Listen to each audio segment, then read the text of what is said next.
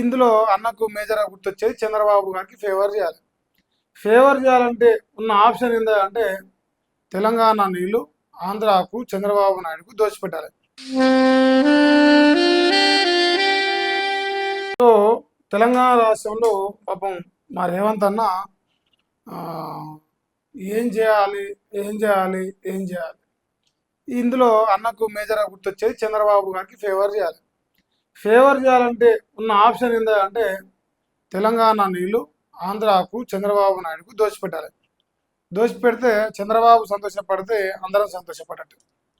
So Chandrababu కోసం మా రేవంత్ అన్న చాలా బ్రహ్మాండంగా, చాలా తెలివిగా, చాలా మేధావి లెక్క నీళ్లు దోచిపెడతాం.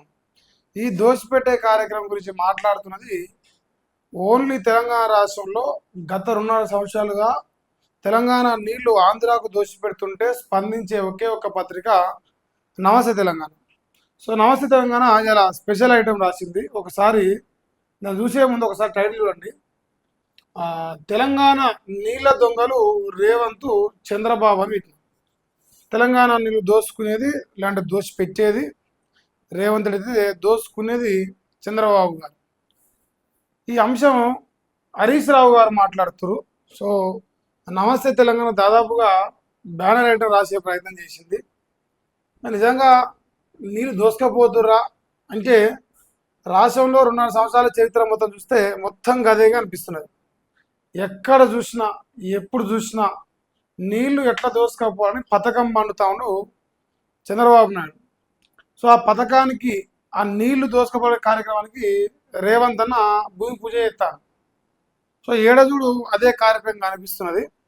సో ఇక్కడ ఏం మాట్లాడుతుండ్రి, ఏపీకి సుజలం తెలంగాణకు నిష్ఫలం అట, దక్షిణ తెలంగాణకు కాంగ్రెస్ ఉరేస్తా ఉందంట, గురువు కోసం రాష్ట్రానికి రేవంత్ తీరని ద్రోహం చేస్తుంట, గోదావరి కావేరి లింకు పేరిట ఏపీ భారీ కుట్ర చేస్తూ ఉందట, నల్లమల సాగర్ కోసమే పోలవరం నుంచి ఏపీ కేంద్రం కూడబలుక్కొని జల కుతంత్రం చేస్తుట, అన్ని రహస్య భేటీలట మినిట్స్ బయట పెట్టరట, రాష్ట్రానికి గోదావరిలో 213 టీఎంసీల నష్టం జరుగుతుంట, కృష్ణా నీటిలోని తెలంగాణ హక్కులకు విఘాతం అట, నోరు మెదపని బీజేపీ నేతలు కేంద్ర మంత్రులు జల కుట్రలు ఆపకపోతే మరొక పోరు చేస్తామని చెప్పేసి హరీష్ రావు గారు మాట్లాడుతున్నారు.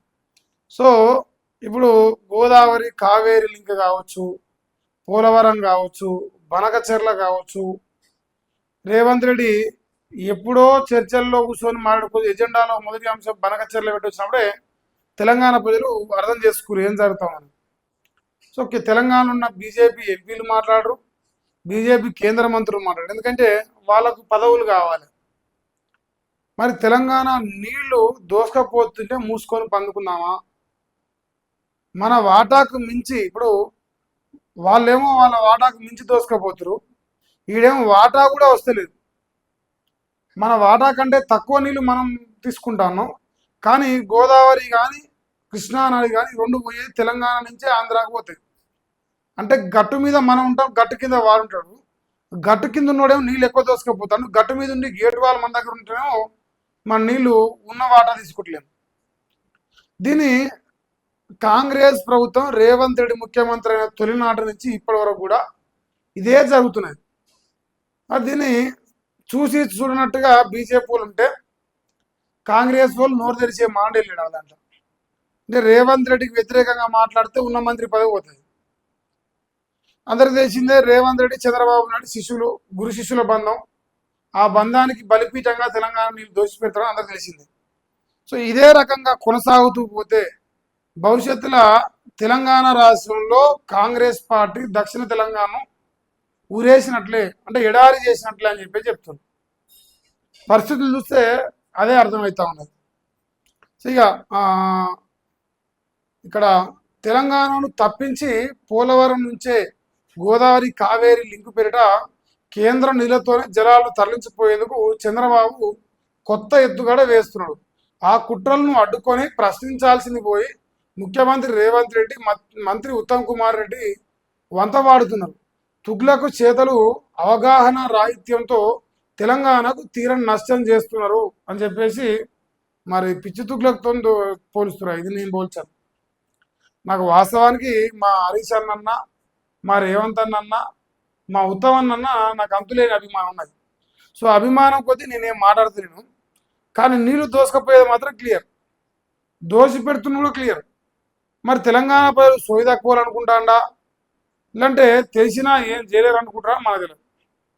ఏది ఏమైనా చంద్రబాబు నాయుడు గారి కోసం రేవంత్ రెడ్డి అవసరమైతే యావత్ రాష్ట్రాన్ని కూడా అమ్మేయడానికి రెడీ ఉన్నాడు. రాష్ట్రాన్ని అమ్మి ఏమన్నా ఇస్తాడు, దాంట్లో ఎలాంటి మొహమాటం అక్కర్లేదు ఆయన.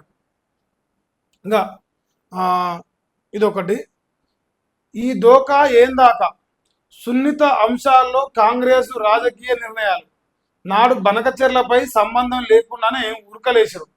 బనకచెర్ల ఎజెండాలో లేదు అని చెప్పిండు రేవంత్ రెడ్డి ఆనాడు. కానీ ఎజెండాలో మొదటి అంశం బనకచెర్ల ఉంది అని ఆనాడు నమస్తే తెలంగాణ డాక్యుమెంట్ బయటపెట్టింది. సో ఆ రోజు నుంచి ఈ రోజు వరకు కూడా కాంగ్రెస్ ప్రతి ఒక్క నిర్ణయం నీళ్ల విషయంలో తెలంగాణకు వ్యతిరేకంగానే ఉన్నది. సాక్ష్యాలు కూడా ఉన్నాయి దానికి.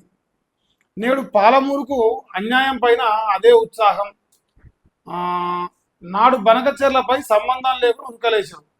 ఇంటర్ స్టేట్ అధికారులు లేకుండానే కమిటీకి పేర్లు ఇచ్చారు. పాలమూరు వాటా కుదించి బనకచెర్లతో లింక్ పెట్టారు. మరోవైపు కర్ణాటకతోనూ అదే తీరున చర్చ జరిగినాయి. రేవంత్ సర్కారుపై ఇంజనీరింగ్ నిపుణుల ఆగ్రహం. కాంగ్రెస్ ప్రభుత్వ తీరుపై ఇరిగేషన్ శాఖ ఇంజనీర్లలో కలవరం మొదలైంది.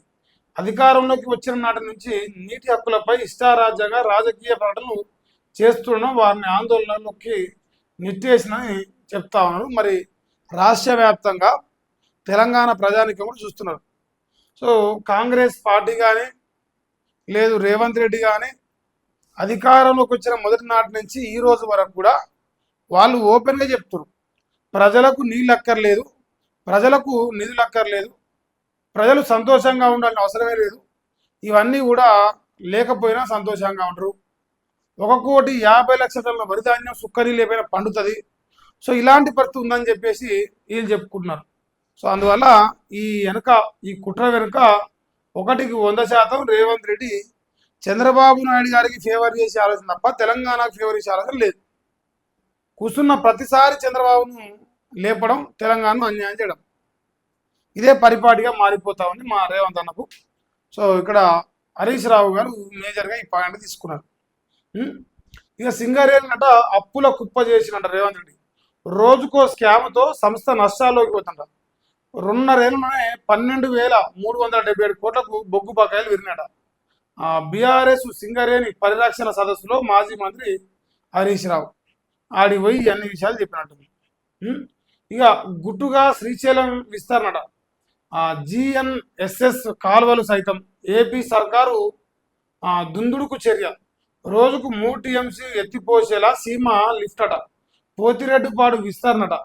NGT ఆదేశాలు ధిక్కరించి పనులట. నోరు మీద పని రేవంత్ సర్కారట. ఇక మరి ఏదేమైనా పోతిరెడ్డిపాడు పొక్కగొట్టుకొని పోయినా, లేదంటే నాగార్జునసాగర్ కుడికాలోకి వెళ్ళి నీళ్ళు దోసుకపోయినా, లేదు ఈడ కాళేశ్వరాన్ని గాలికి వదిలేసి నీళ్ళు పోలవరాన్ని పంపించిన, ఏదైనా సరే గోదావరిలో కానీ కృష్ణాలో కానీ తెలంగాణ వాటాను ఆంధ్రాకు దోసిపెట్టే బృహత్తరమైన కార్యక్రమం రేవంత్ అన్న చేస్తాడు. ఇక దీని వెనుకంగా ఉన్నారా లేరా అంటే మన, కానీ కథ అయితే జరుగుతున్నది, అది క్రిస్టల్ క్లియర్.